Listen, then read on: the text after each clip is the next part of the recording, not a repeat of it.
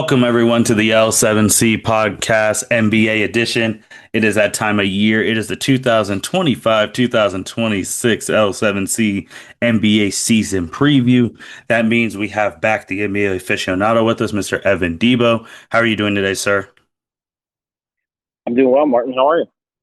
I am doing well. I'm doing well. We are back at the time of year of the season preview.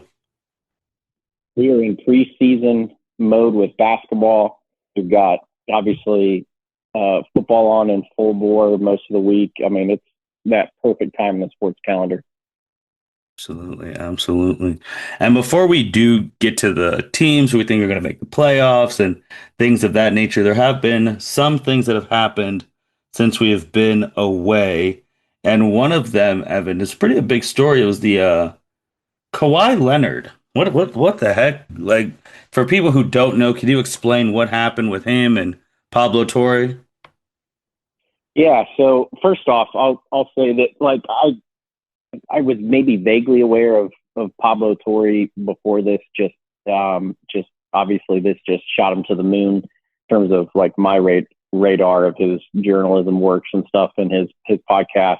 Pablo Torre finds out, but essentially what's being accused is Kawhi Leonard did a very bad thing and the Clippers did a very bad thing, and Pablo Torre found out about it. So Pablo Torre, I mean, you want to talk about the level of journalism, we've got clickbait everything these days, right? With, just graphics and what if the Lakers traded for insert player here anytime somebody's available, and like that's what journalism is these days.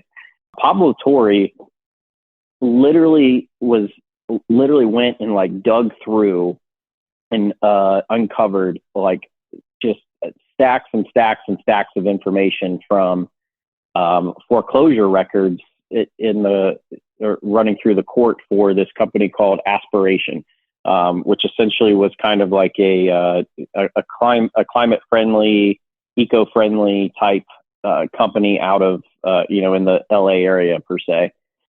So essentially on September 3rd, Pablo published this major expose alleging that Kawhi Leonard had a no-show endorsement deal with this company called Aspiration, which was a company partially funded by Clippers owner Steve Ballmer. The deal reportedly was a way to kind of funnel outside compensation to Leonard outside of his contract and with his NBA salary, and potentially circumvent the league's salary cap with essentially kind of a proxy company to pay him above and beyond. So there's so many layers to this, Martin.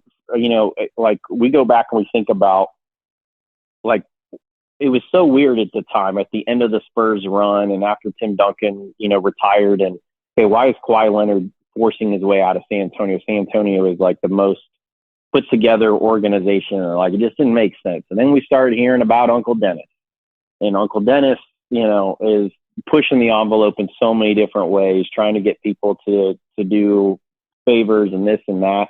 And there's that whole other region to this, Martin, right? Where like, beyond the aspire, the aspiration piece, that we've got this whole, thing where, okay, well, here's what Uncle Dennis tried to get out of the Lakers and, try to get out of Toronto and this and that and this and that.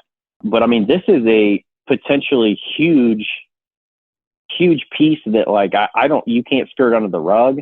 Like the league is investigating it, obviously, but, and then you just talk about new levels of stupid. So like, the LLC that was set up for Kawhi to receive this $28 million over a 4-year term was called KL2 Aspire LLC, for Kawhi Leonard number 2, which is his number, LLC.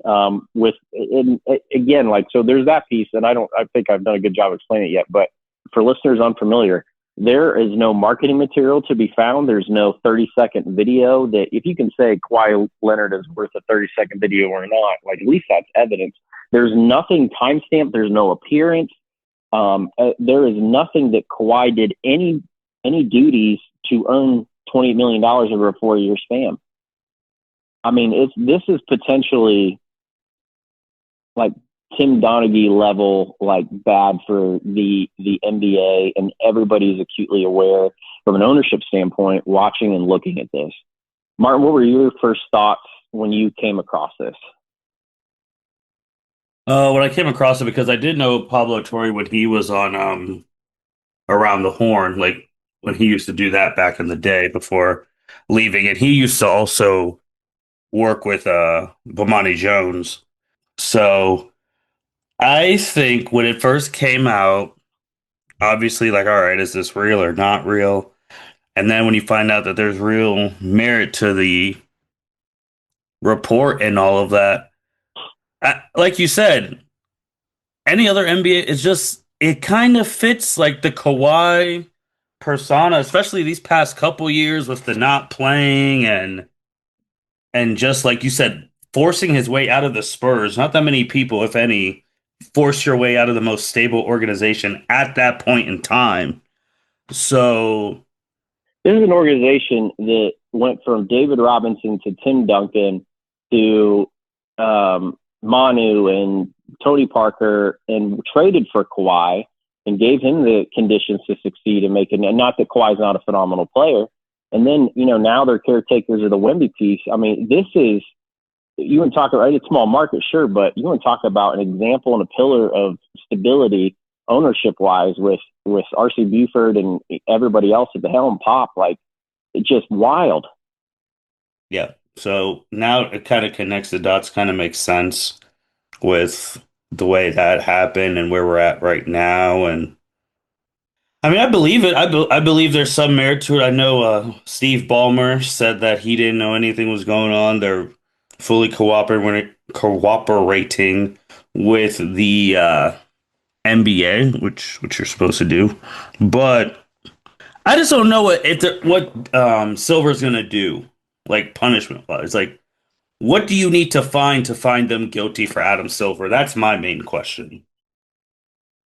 Yeah, I mean, there's a lot of discussion about, hey, this is anecdotal evidence, or here and there. I mean, there's so many details in here. I mean, Ballmer's college roommate Dennis Wong, who owns 1% of the Clippers, and whose daughter worked for Aspiration. He is also, I believe, Dennis Wong it was essentially like the head of one of the heads of Aspiration. I'm going to fact check that in a second. Try to remember here who was where, but I mean, you've got all these sub payments. Like, you got payments that weren't due. You've got this text that came forward from Uncle Dennis saying, "Hey, just checking in. Stuff's not like here on time." Like, again, like, what at a certain point, like, you've got tons and tons and tons of stuff here. And don't get me wrong, this stuff happens around the league, I'm sure. But I mean, just how can Steve Ballmer be so sloppy? And I mean, the level of it just shows you also the state of journalism where we're at. Like, I think back to like the next day, like, this man hopped on a plane, flew from the West Coast. Well, I shouldn't say that because the ESPN does have an LA studio. But anyway, the next day or two, he is with Ramona Shelburne getting interviewed on ESPN and getting the most softball questions ever. Like, think about how quiet Shams has been during this. Like, it's just everybody's beholden to like where they stand in what this current state of air quote journalism is, that nobody wants to ruffle feathers and ask like tough questions. So, but it's fascinating that Ballmer's answer, Kawhi's answer is just like, "Hey, talk to me about this payment and this text message and this and that." And, "Oh, we know the rules." Like, we know the rules is like they're try to get out of PR jail like card. Like, it's embarrassing, Martin. Agreed. Agreed. That's why the NBA season, as of we're recording, is literally 2 weeks. 2 weeks from now, no decision's been A little made. less.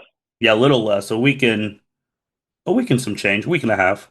But I don't think there'll be a decision before the season starts. I don't even know if there'll be a decision this year.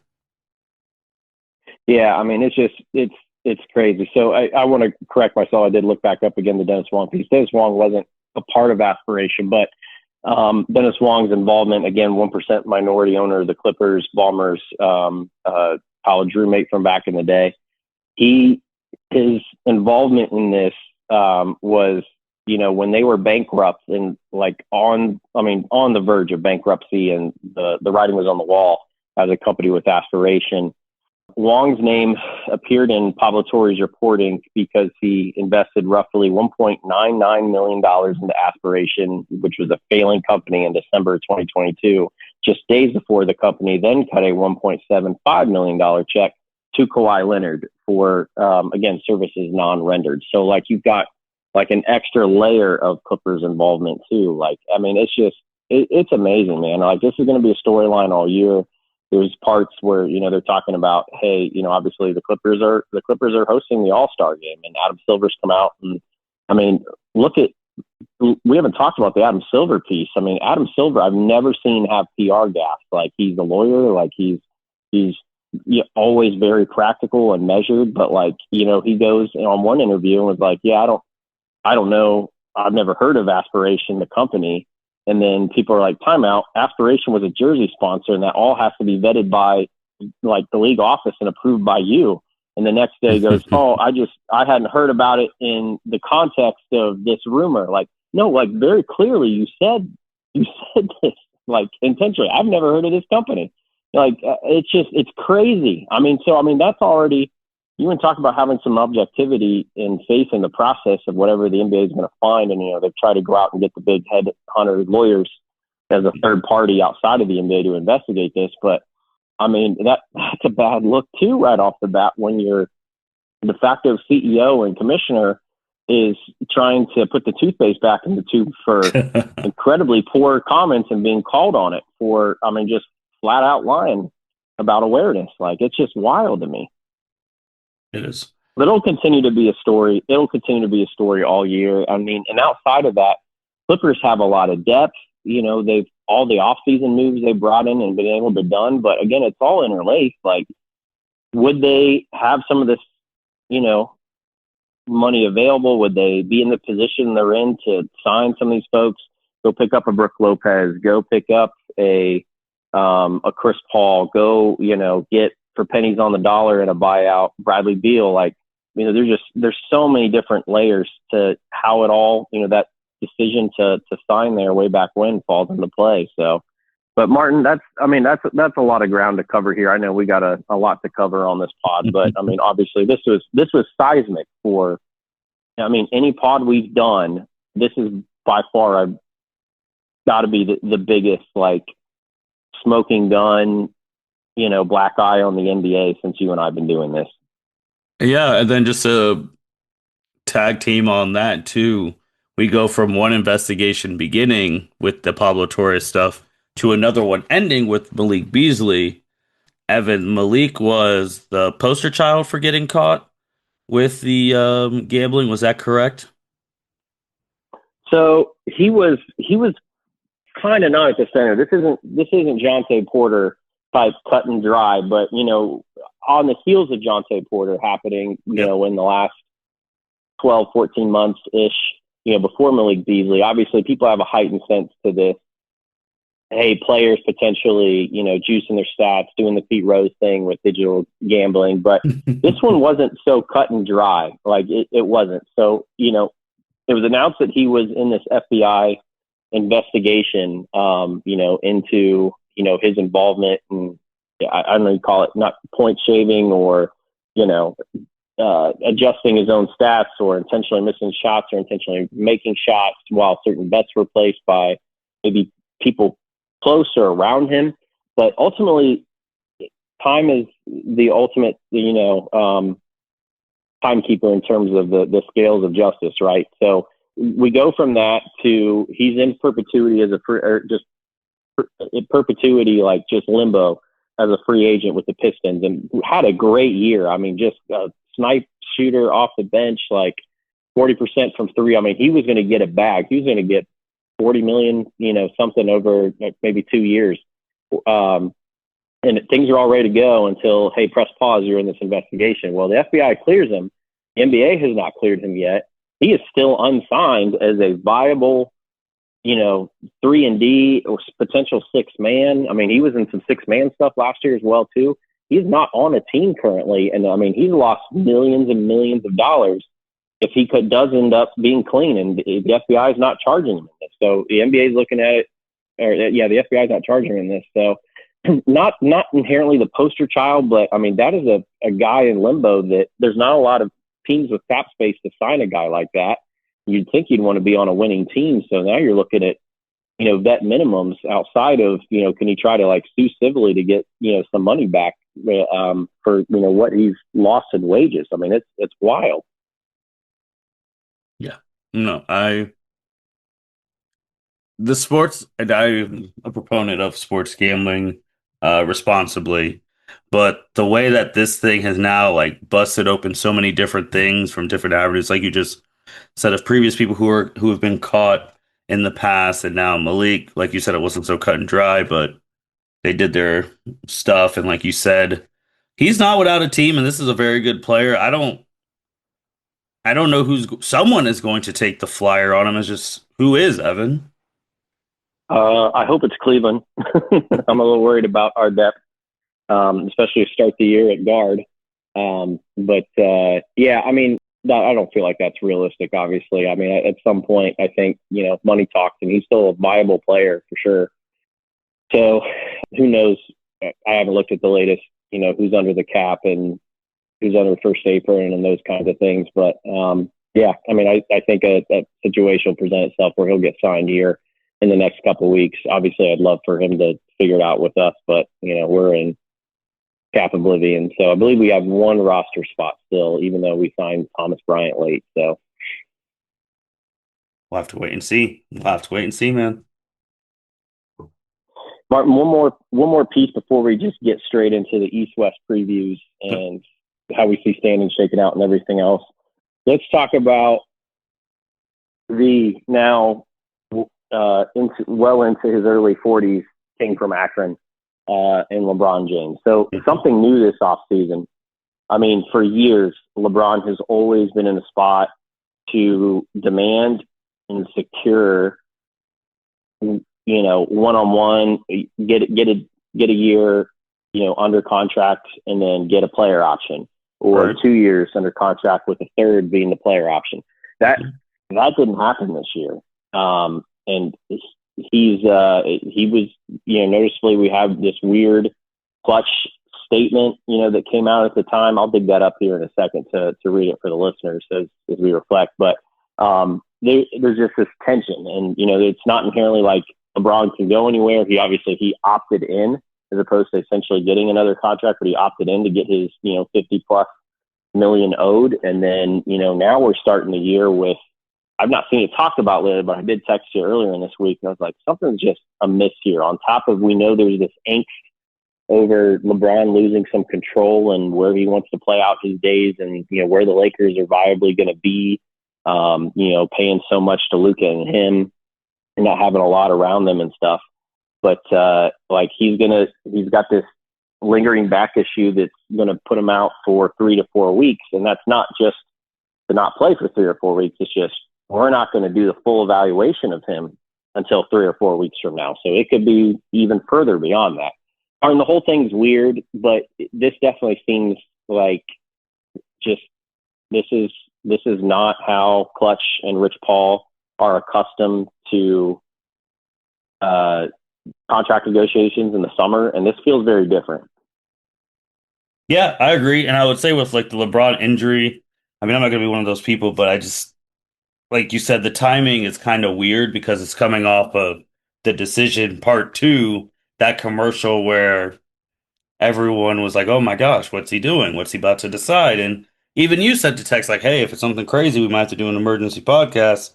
And then it's just like, and everyone else, Sports Center, Fox, all the reporters, everyone just making their time available around 11 to 12 EST, and for it to just be a Hennessy That one partnership. guy's trying to take him to small claims court, buying the Yeah. last home game of the season. Well, yeah. I mean, tickets skyrocketed, man. Like people, he Yep. said Decision Part 2, so people thought it was going to be like something big. So people were buying all those tickets, and then obviously ticket vendors, we know how they are, being vultures. They up their prices, so they made a profit while they people were duped, and they're not getting those tickets back. So, and I also think too, I just saw like on Kai's stream. I mean, he looked fine. So, but you're right, it's a weird spot because this past year, obviously when they got Luka Doncic, who you and I say they play the same position, like they legitimately play the same position. So you have your star for the future, and I mean, like you said, LeBron is what's he have? 50, is it 50 million a year right now? Yeah, Yeah, so around 50 million. 52.6 opt into essentially the final year of his deal for the 1-on-1. This is a player option from 2 years ago, secured in contract negotiations. Yeah, so you're paying that, and then who knows what you're going to do next year? And then you just gave Luka the extension. I don't think Reeves has been taken care of it. You didn't want to trade Austin, so you know you're going to pay him too. And then obviously you just signed DeAndre Ayton. Don't know how far that's going to go. And then we know what their other roster stuff. So it is weird because it's like to the outside for us, we don't know what's going to Yep. happen. Maybe Yep. them, the camp, obviously. Maybe they already have a plan. But just outside for us, normal folk, we're like, what's really gonna happen here? Does it matter how far they get in the season? But like you said, 3 weeks just to evaluate until they evaluate if he can play. Because you could go 3 weeks, get evaluated, and they're like, oh, he needs another 2 weeks. That's already a month and a half in the season. Like, Martin, I want to read the statement from June 29th because it's been a couple months just to refresh us, and I'm mhm. reading it. I skimmed the first to find it, but I'm not. I'll be comprehending it as I'm reading it, essentially again, or just refamiliarizing myself. But keep this in the back of your mind. Clutch is a essentially a billion-dollar entity in its own right in terms of access, networking, amount of players on the books, holdings, just leverage every word that they put out in statements and stuff, especially around their top athlete, is going to be very, very carefully picked. It's going to be to the highest ends that an organization's PR team can put out. I say that as a practitioner. So let's go through and read the clutch statement from Rich Paul himself as LeBron opted into the final year of his deal. LeBron wants to compete for a championship. He knows the Lakers are building for the future. He understands that, but he values a realistic chance of winning it all. We are very appreciative of the partnership that we've had for 8 years with Jeannie, Russ, and Rob Pelinka, and consider the Lakers as a critical part of his career. We understand the difficulty in winning now while preparing for the future. We do want to evaluate what's best for LeBron at this stage in his life and career. He wants to make every season he has left count, and the Lakers understand that, are supportive, and want what's best for him. So, Martin, on its face, to be interpreted, obviously, as some of that is just a bunch of word jujitsu, more or less, and word fodder. And hey, we understand. You heard a lot of reassurances on the partnerships, but the key pieces in there being he values a realistic chance of winning it all, despite the fact that they're building for the future. And we do want to evaluate what's best for him at this stage of his life and career. So doors kicked open. There's in some ways with the NBA, it's the wild, wild west of, player buyouts and waves and stretches with, after the Dame thing dropped, they're like, oh, you can just kind of do that and clear stuff on your books. And then that player continues to get paid and will get paid in the years to come. Like Bobby Bonilla still getting checks from the Mets, every July from the 80s. But, same concept with players. And then they go on paper, they sign a vet minimum, but they're getting paid way more than that. And hell, at the end of the day, you can just go not plant trees for a tree company and probably make some money on the side too. So there's all those off-court pieces, components, but this is a very non-LeBron off season in terms of him dictating the terms of engagement for what he wants to do and how he wants to go about it. And I honestly, I don't see a scenario where the Lakers are a viable candidate to win anything this year. I don't see them being anywhere near, like, realistically the third best team in the West. I don't. Obviously injuries can happen, and every good team ahead of them is, if obviously changes if Joker gets super injured, those kinds of things. But it feels like we're heading towards a forced buyout breakup, trade wise. seems like, teams that are already over the cap can really only do like straight up. And are you doing a straight up for your max versus their max LeBron at age 42 or whatever he is? I'm not doing that. So like it's going to be weird and just something to monitor for sure. Yeah, and this is also him going into his 23rd season in the NBA, and I think obviously the championship thing, and they got Luka midway through, but I mean we got to remember they got bounced real early against the Timberwolves, like so. I don't know if getting bounced like that has shown him cause pause for like, oh, we can win a championship, but we'll wait and see on that. Like again, three season starts week and a change from now. 3 weeks from 3 weeks, probably end of October, early November, he gets looked at again. And then if they say, he needs another 3 weeks or not, we may not see him till depends. Maybe till closer to Thanksgiving. Martin, the The- other weird shadow over top of all of this is there's long been that discussion about um, LeBron being eventually an NBA owner, right? And Mhm. then, there's been talks about, if we do the expansion back to Seattle and then we get a Vegas team and, the league's very interested in Mexico City. But the NBA has really slowed the roll on that. Like it feels like we've been breadcrumbed into oblivion on expansion where it seemed like things are going to be able to, like 2017, 2018 was originally some of this like serious discussion. And then it's like, all right, well now we have a subcommittee looking into market data and okay, well now they're going to process the data as this year's update. And I mean, you've got all those pieces where, LeBron's final playing chapter could be impacted by those moves and those wants and needs and decisions, especially financially. You're going to buy in and be an owner at some point. But also, too, we had this crazy thing this summer where he's on a yacht with Jokic and Jokic's agent overseas. And like, planning out the next few years was a post by, the agent. And obviously LeBron's not going to Denver.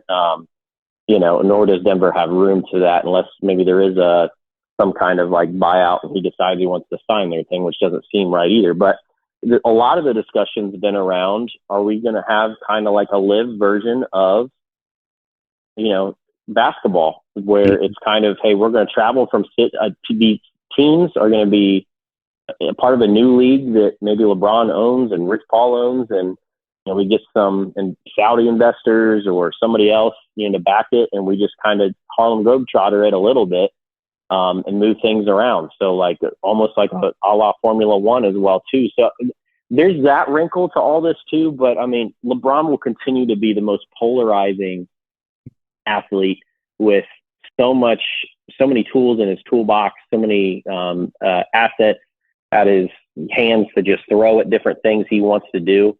And I mean, while his playing days are definitely numbered in terms of, years he's going to play and those kinds of things, his fingerprints are going to continue to be on basketball for the next 30, 40 years, as the rest of his life, really. I mean, with that level of access and power.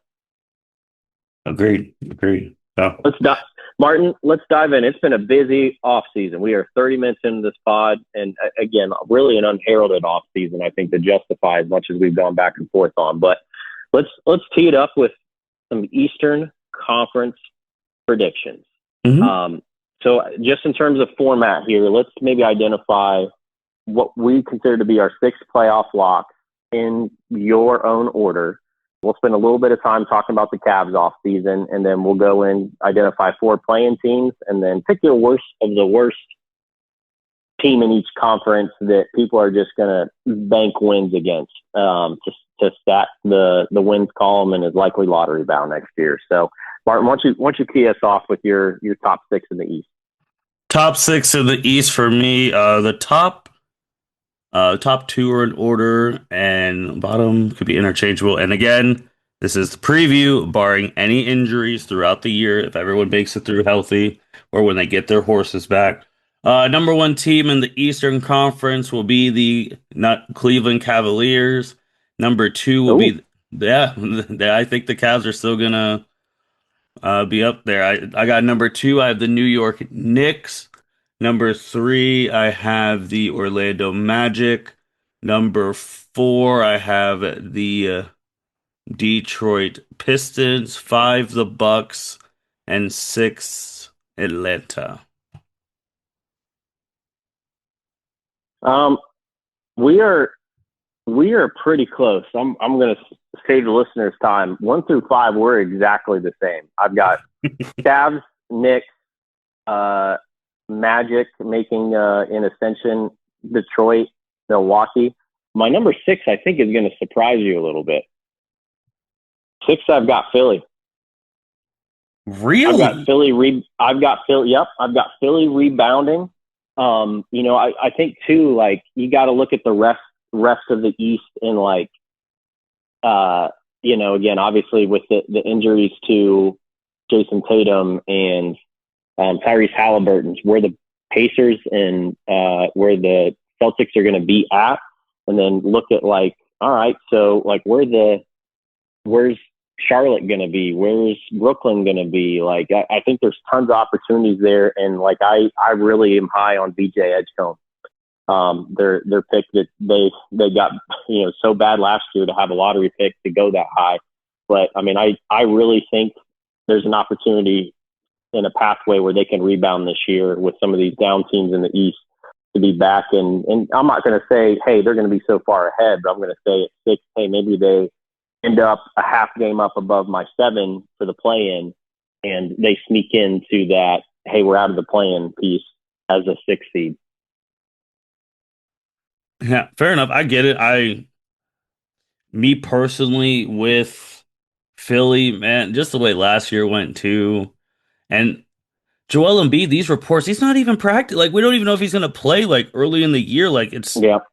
so that's why I'm just like, I'm so off on them. Like, but if I'm not Paul, saying like, I'm not saying it's not a I'm not saying yeah, and I'm not saying it's probably not a stretch to have them up that high, but I still look at, and I know again, like he's not stringing together games. Like 2 years ago, I think he played set 65 plus Paul George, but I mean it's been 40 some here, 50 some here for the last 5 or 6 years around that. Like it feels like, but it might be a stretch. And Martin, go. Who are your 7 through 10 fighting for scraps at the end to be fed to either Cavs or Knicks in the opening round? um, Milwaukee, Boston, Indiana, Miami. Okay, so I must have misheard you. I thought you had the Bucks at 5. No, let me do that again. I had Cavs 1, Knicks 2, Orlando 3, Detroit. No, did I have them? I think I did. Detroit 4. No, I did. I'm sorry. I did have Milwaukee 5 and then Atlanta 6. I'm sorry. So No, you're good. Boston, Miami, Indiana, and Philly. Okay, I had I had the Hawks 7. I had Boston at 8. I have another surprise. It's always somehow scrapping around. I've got Chicago at 9, They always find and a I way got to play in. Yeah. they always find a way. And I got Miami at 10. So Miami, I got it at the end, and who knows where Miami's going to go. Obviously, you lose Jimmy Butler. I like the kid they drafted, I think, from Illinois, the point guard as a rookie. But I just look at like Tyler Hero is going to miss time to start the year. Like I mean, I just don't see much out of that team. Atlanta, people are probably going to have Atlanta a lot higher, I think, than both you and I do here. Let me see it. Let me see Trae Young do something to be a top 6, a top 4 seed. Like all the praise are getting on preseason pods outside of ours. Like, let me see it first. I mean, I'm aware of what they have, but Porzingis is a walking nightmare, and now you're asking him to potentially play a larger role than he did in Boston. It's kind of this novelty act that's really good when he can play, but doesn't need to be leaned on every night. Obviously, Jalen Johnson's really good as well too. And then for Boston just the way the team's made up, and like, I mean, you're just going to have some dudes chucking. I mean, Peyton Pritchard he might put up 12 threes a game with extra shot volume in his profile. Like they're going to continue to, and I mean, Jason Tatum has made it clear. Like there's a pathway. You can get me to a spot in, April, March where I can come back and play. I'm going to do it. And like, again, obviously everybody's like tamper expectations. But can you imagine that? If you're the Cavs and Knicks and you run the whole way and then your reward is first round against Boston with Jason Tatum back? Yeah. We've seen it before. We've seen strange stuff like that before. And so Martin, and then give me your worst of the worst, and we'll spend some time on the Cavs.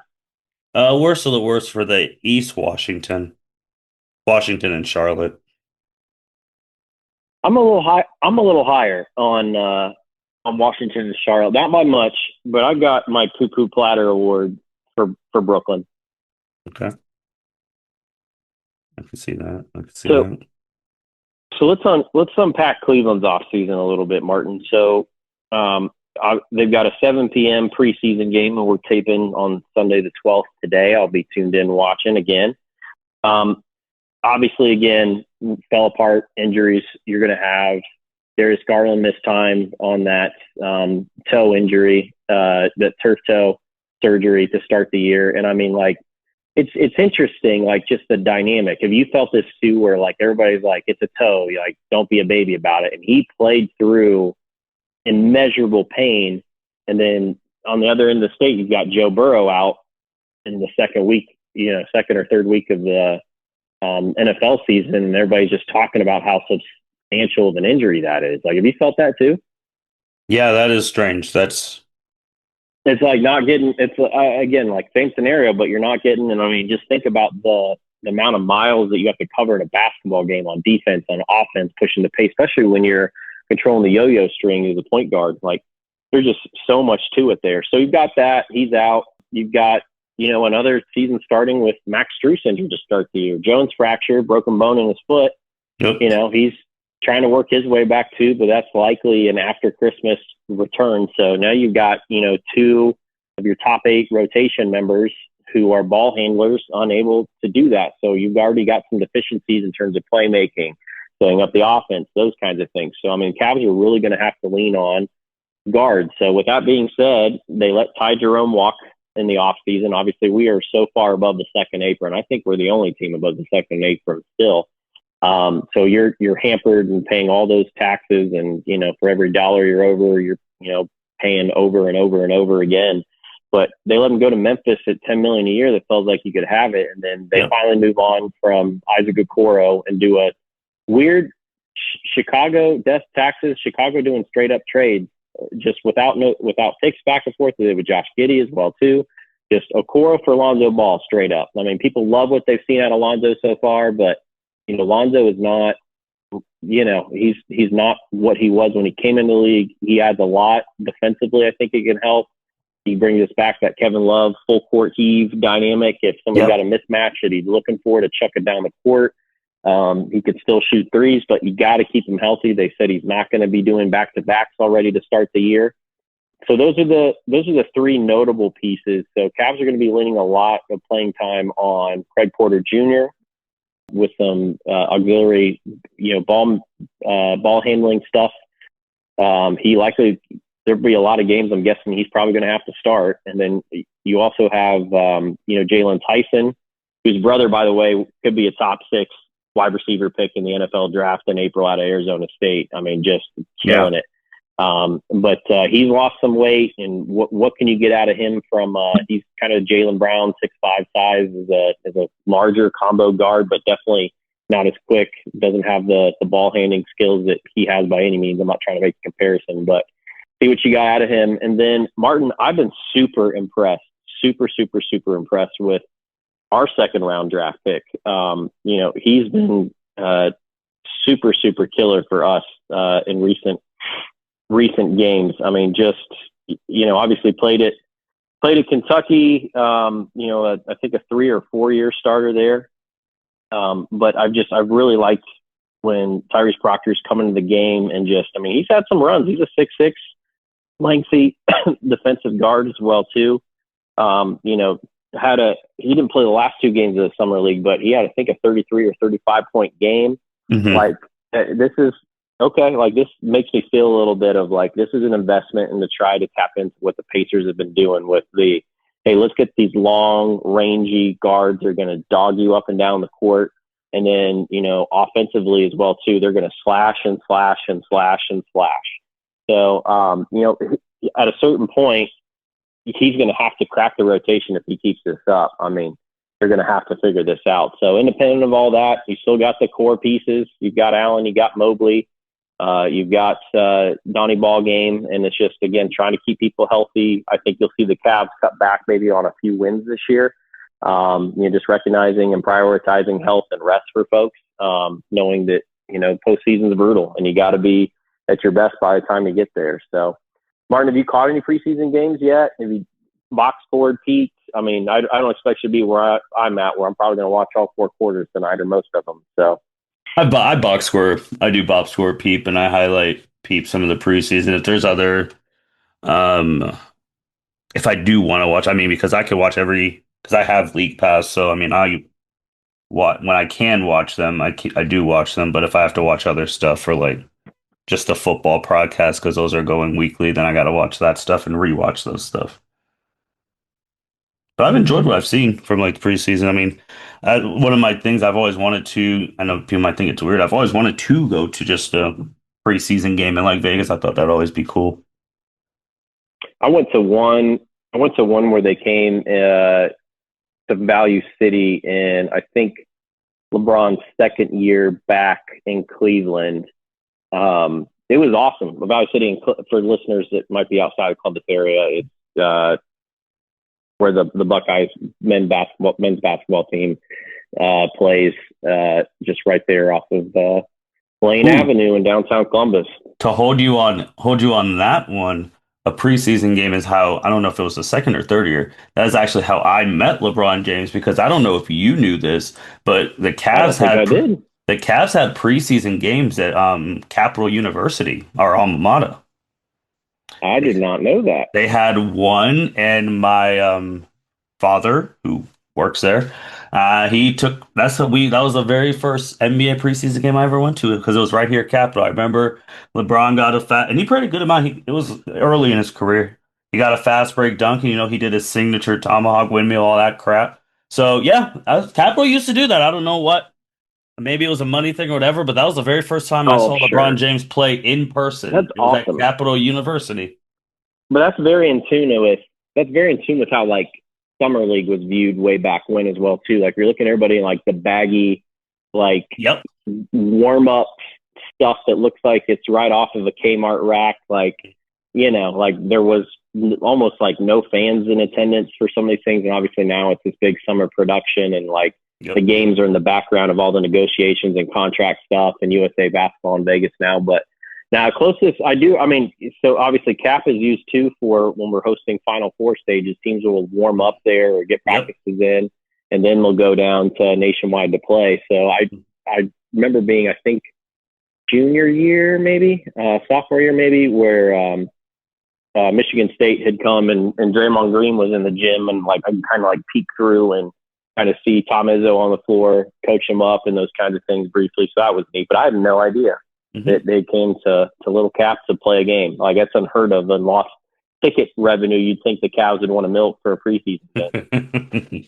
Yeah, that was just a little fun thing, and that was way again for the young people who may not know, like this. That's in my parents' photo book. If you actually know what a photo book is, like when we went there, they took pictures on their Polaroid cameras, and it was placed in the photo book somewhere in their house. We'll have to dig up those photos. We'll have to find them, post them in the notes on the pod somehow with a link. So, One day. um, so Tyrese Proctor, mark me down. Big fan. I mean, we'll see what he's able to do this year, but might be a steal in the second round. Not saying he's going to be ever an all star or anything else, but gives me potential that hey, maybe his ceiling is kind of like a Danny Green down the road in 7, 8 years. So, Martin, let's flip to a very competitive Western Conference. Um, who's your top six in order? Oof. Okay. Number one, to defending champs, OKC Thunder. Number two, think they're gonna have a little bigger bounce back. I got the former champs, the Denver Nuggets. Okay. Here we go. Number three, I am going to be bullish. I have the Houston Rockets. I'm again, I don't we'll, think that's bullish at all. If you the recall, I history. believe did Houston finish 2 last year? They did, and no one really gave him the respect. It's just, anytime Nope. Durant gets, sometimes it either works or it doesn't. So far, it hasn't since post Warriors. But those are my top three. Number four, because of now I was gonna have the Lakers at four, because now I don't know when LeBron's gonna play. I got the Timberwolves, man who's been to the Eastern Conference Finals 2 straight years. So I got them four. Number five, I have, oh man. I have the Clippers, but I don't know what's again. If Kawhi gets suspended for the year or something crazy, then that obviously changes. And then six, I got the Lakers. So my top 6, I do have the defending champs at number 1. That youth is going to continue to help them out contractually, and they're going to continue to grow, professionally in terms of talent and skill level. I have Houston at number 2 again this year. Mm-hmm. I mean, it's, Kevin Durant's 38 or going to be 38 soon. But you add a guy like that to your team. Yes, they lost Fred VanVleet. I expect them to pick up some other kind of ball handling guard on the margins. Like that's one of those, like that for me could be a potential, like you look up on your phone and 2 Thursdays from now at like 11:46 and see a notification from Woj that, of course, Malik Beasley signed there for the minimum. Like, you know what I mean? Like it's that we're one of those away from, like, they'll figure out, I think, the absence, and obviously Amin Thompson's growth. They want to see him handle the ball more. We've seen that a lot in preseason so far. So I've got them at number 2. I've got Denver at 3. Really like their off season. I mean, Okay, so I we have don't 2 think and 3 flip flopped. yeah, I Okay. don't think I'm not as out on, like, it was the whole let's blame Michael Porter Jr. thing. Like Michael Porter Jr. was huge, in their run to win that first title. But like his shoulder was like mummy territory wrapped up. So like he's playing through pain, everything else, and now he got the weird podcast stuff he's doing now. Oh, And I'm not just weird yeah. he's doing podcasts, but just like oversharing and like just Mm-hmm. really weird, like just stuff and like just compromising stuff that like apparently Brooklyn's just okay with now. But I do think that, with all this being said, I don't think Michael Porter Jr. is as bad a player as like the media's played him out to be, is the reason why Denver has had a ceiling, since they won the title. But I do think Cam Johnson's an upgrade. I do think he fits their system a lot better. Jamal Murray consistency has to be a thing for this team to thrive. Like, I mean, you get him in waves. After that one significant injury, I don't think we're going to see the Jamal Murray we saw in the title run maybe ever again. But like, it's on him to do the injury maintenance stuff. It's on him to have better shot selection and set his teams up like we know he can. But if he can get 80-85% of that, which is probably his ceiling, then I think good things can happen, man. I really do. At number 4, I've got the Mavs. I They have no forgot about the timetable on. Mavericks. Oh my goodness, that's okay. I've got Kyrie is like not just like shooting without jumping; he's shooting and jumping, which is unheard of from his injury. They don't have a timetable on him, but I mean, when he comes back, AD for the rest of his career has to wear glasses now. Like, so at least he's not gonna get poked in the eyes anymore. I mean, he had serious, like, I work with the doctor and stuff, and it's something you have to monitor the rest of his career. But Cooper Flagg's going to get thrown into the fold really quick. I mean, he's already really benefiting from being like the second banana on that team now, let alone the third banana. So I got them at 4. I do have the Clippers at 5, and I honestly, I might even be bullish to say I would be surprised the Clippers are 4. when the thing's all said and done. I just think that the on court stuff, like the folks that they've added, we haven't even talked about John Collins yet, too. I mean, like they have so much depth. It's older depth. I think that's been the MO of the Clippers. Like, don't be expecting Chris Paul to go out and do a lot of stuff, but I don't think you're going to have like a lot of lost minutes, like you had before with not having that much depth. So, I mean, similar to New York, and we didn't give New York enough credit for, they actually have a bench and don't have to play all 5 starters now. Like that, New York easily, I think, could be right there neck and neck with the Cavs or be a breakaway, 1 seed in the East potentially too. So those are my top 6, Martin. What about your 4 for the play-in in order? Well, I gotta move I'll switch the Mavs up to 6 and put the Lakers in the play-in because I really forgot about the Mavs when they have all the potential juice that they can happen with Cooper Flag and all that. So Lakers in the play-in. Uh, hmm, the West is. I got the old squad of Golden State, them in the play-in as well. So I got the 2 old heads as always. I don't know what to make of this team. I think they'll be in the play-in again. Memphis. I mean, you just never know with Triple J and John Morant what they're going to do. And if everyone is healthy, can we finally have the ascension? Can we have the Spurs in the last play-in spot? Yeah. So those would be in 4. I've got a similar roll up. I've got the T Wolves down here at 7. Okay.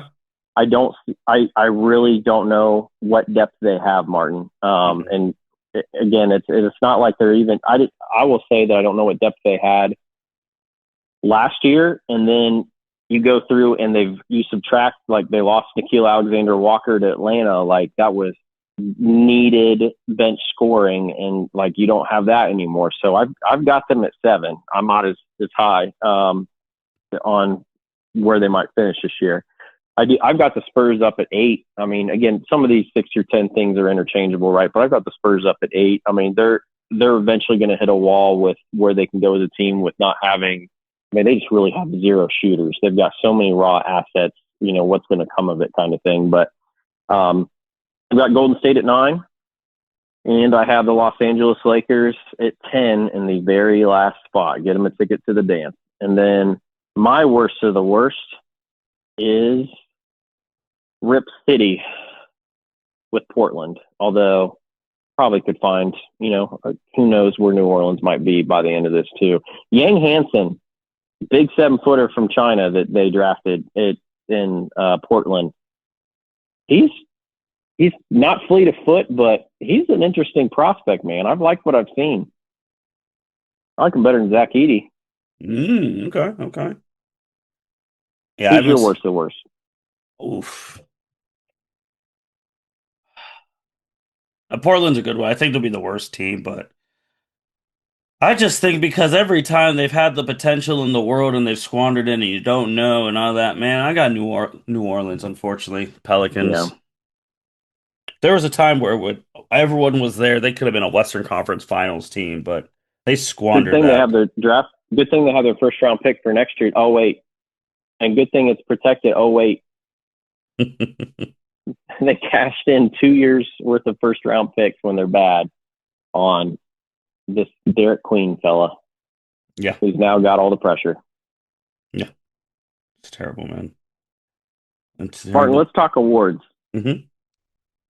I want to go kind of out of order because I just saw this young man the other day, and I think he's a dog, and he's a reason why I've got them in the play-in section. My most improved player that is just you saw it like midway through the season forward last year. I don't know that you're gonna have any idea who this guy is. Okay. I mean, you do, but you're gonna have no idea. Like, this was on my radar to pick, but I am very bullish, and I bought 6 condos on Mattis Buzelis Island for the Chicago Bulls.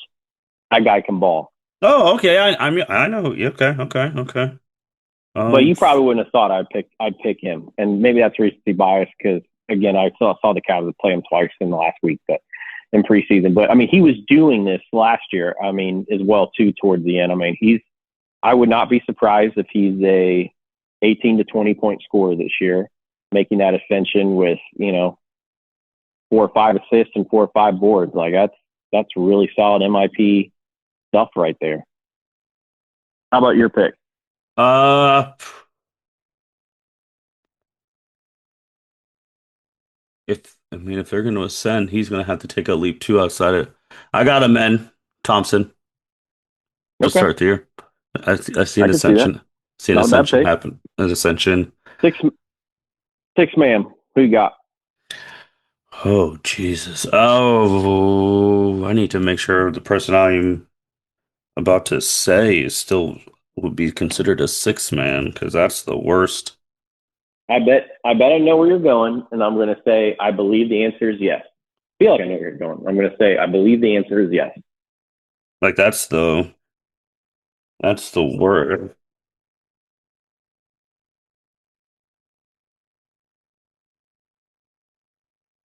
Okay, one moment. I just want to make sure. Gotta make sure. Gotta make sure. Gotta make sure. Ah, whew.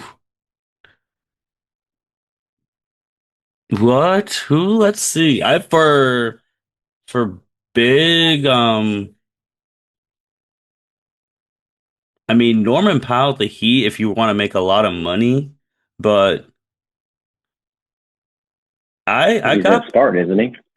Yeah, I think he's probably gonna start too. I don't know. They have him six man. Man, do I want to be a homer, Evan? Be a homer. Who is it? DeAndre Hunter? You want to talk about a guy that I really think is going to make a jump, and we've not talked about DeAndre Hunter. And how long is he going to start? I mean, it's one of those things where does he have enough games to qualify? Because with all the injuries, I think you have to start him to start the year. But I mean, he has been a bucket, like not making any or like not missing like much of anything so far to start the year. But I mean, I wouldn't balk at that. I'm going to quasi be a homer with my. Well, go ahead. Is that your pick? Yeah, I'll take DeAndre Hunter. He came in mid-year, didn't have a training camp with this team, didn't had to learn Kenny's offense on the fly. I think Kenny is looking at him saying, "Look, like," which is we'd wondered why he wasn't utilized quite as much before, in terms of like the potential to start. But with DeAndre, like he's not just a 3 and D guy. Like he's a guy who can go get his own shot off the dribble, and you just don't have a lot of threes in the league that aren't a LeBron, that aren't a Kawhi, that aren't a Jason Tatum, that aren't a Paul George, that aren't a Jaylen Brown like that. So like, and I don't think he was ever utilized in that capacity in Atlanta, and I don't think he was ever empowered to be like this set plays for you, DeAndre. Like we'll go 4 out. You ISO here, like mix it in and sprinkle it in every once in a while, like because we think that highly of you. So I can see that. My pick is going to be a quasi homer pick too. He was in the conversation last year, and I think that is truly the intent outside of a bunch of injuries they're feeling right now. But I think eventually the plan is to put Ty Jerome back on the bench, and I think he's going to continue to ball out because he's Ty Jerome. Okay, I like that one. I think he finished top five last year in six-man voting. Yes, yeah. Um, this defensive player of the year. I mean, we had our sneak in last year because of other circumstances, but we're both picking Wemby, right? He's a freak. He's Yes. going to block 3 point something a night. Yep. As long as he stays healthy, that's easy money. Coach of the year. This one's tough to gauge. Like, what team do you think is going to be on the come up? Who's a relatively new coach? Generally, that's where I feel like award folks are going. Or they're a coach in their first year on a new team. Like going through a list, I struggle with this. Oh man, hold on, because there's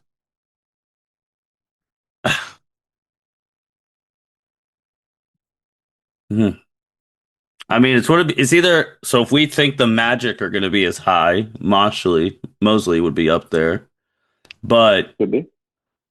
if they, I don't think Udoka would. I don't think. I Well, thought about Udoka, but with them already being at 2 last year and him not winning it, yeah, Edelman. We do forget we have a new coach for the Nuggets, so maybe if the Nuggets get the number one that's seed, that's my pick. That's my pick today. I think is okay. Adelman, and I think he's going to benefit from. Hey, the teams, they got some depth and they got some better pieces in the machine. Hmm. And then yeah, that's a good pick. But then if they do something where we're like, oh yeah, last year was so close and people were deciding because I was Bickerstaff might get it if the Pistons get up to like 56. I don't think they'll get 60, but if they get to like They should 55, rename the award the JV Bickerstaff they Award might if it have gets it again. to. They might have But to. that's his role. We said it we knew it when Detroit hired him. And look, he is a floor raising coach. Mhm. He has his struggles when you want him to do more than that, but you want him to be, if you want your team to go from irrelevant out of the playoffs, out of the play in to not only just in the play in, but like somewhere in that 3 to 6 or 4 to, maybe that 3 is too high, but like 4 to 6 best team in a conference range, JP will get you there. Yeah. He just won't get you anything else from an X's and O's standpoint. And I hate saying it because he's a lovely human being, but that's where he is. But he is Another one perpetual too, coach of the year guy. just for media. If the media really gets hold and like really takes it over, and if the team's good, Mike Brown for the Knicks, they would love to crown a Nick person anything. So just because remember we don't have Thibodeau's not there anymore. Yep. Yep. That's a good point too. Martin, a coaching adjacent discussion, a sizable change this week we knew was going to come at some point. So heading towards FIBA and eventually back in 2028 to the Olympics back in Los Angeles, Eric Spoelstra is now your new man in charge of Team USA basketball. Good hands.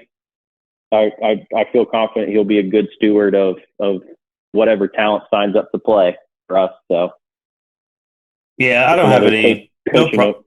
no problem with that. I mean, I think that was the natural succession.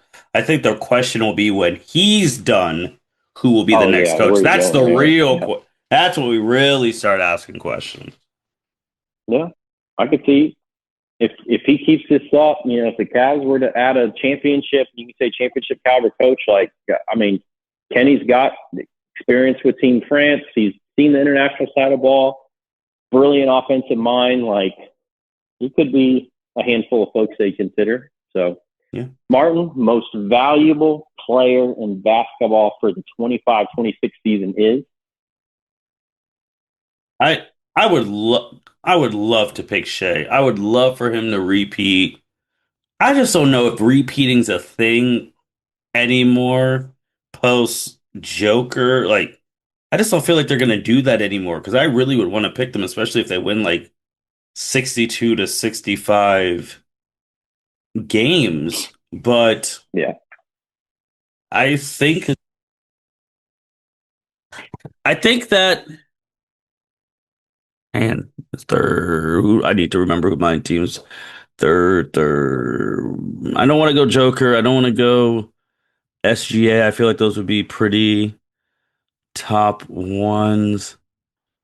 Yeah, oh my God. Because I don't want to pick those two. If they are really, really balling, could this award make its way back to the Slim Reaper? Ooh. Could it? If especially if they find a way to get the number. I always feel like the award goes whoever's like besides Joker going crazy. Like the top team Yeah. in the West, whoever's the best player, usually is one of the top three Yep. MVP candidates.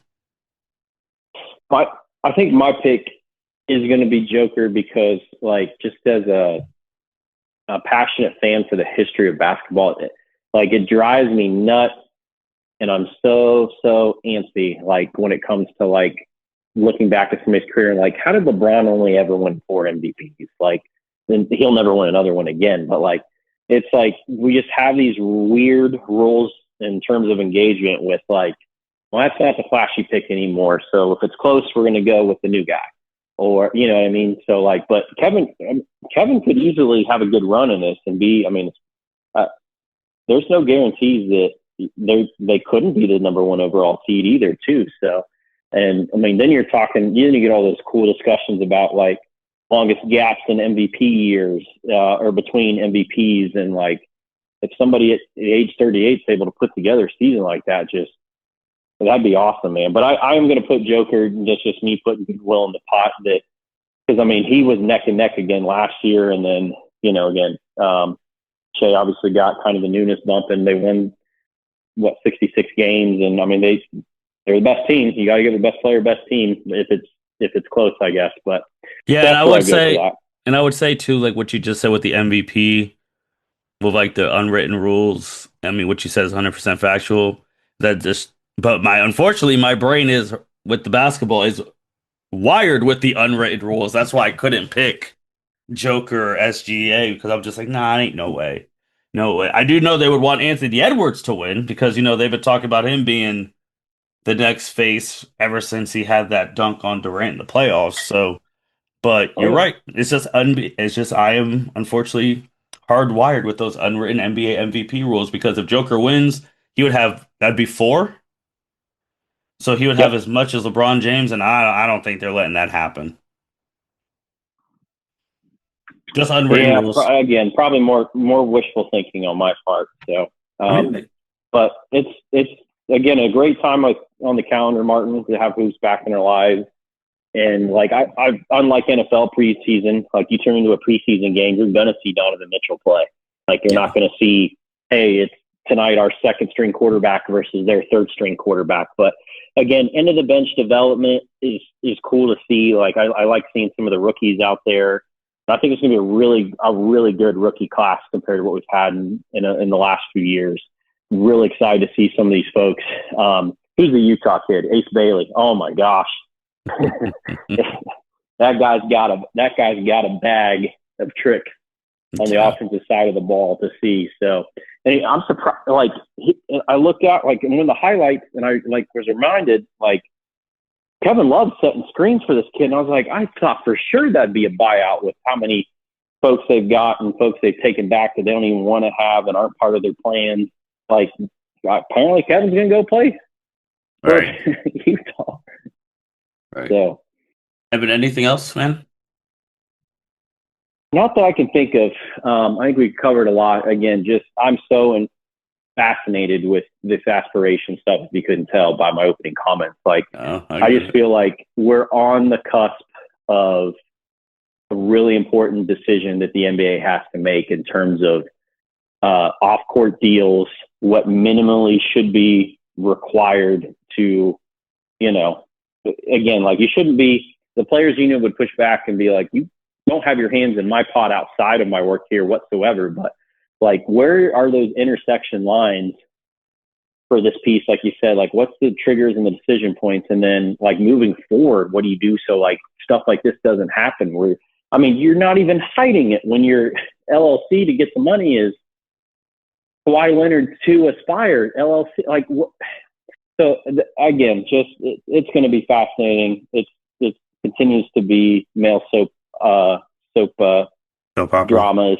with the NBA. So like again, that's why it keeps drawing us back, and it's just so fun. So I it's have going to be another good year. two two things real quickly before we Yeah, close.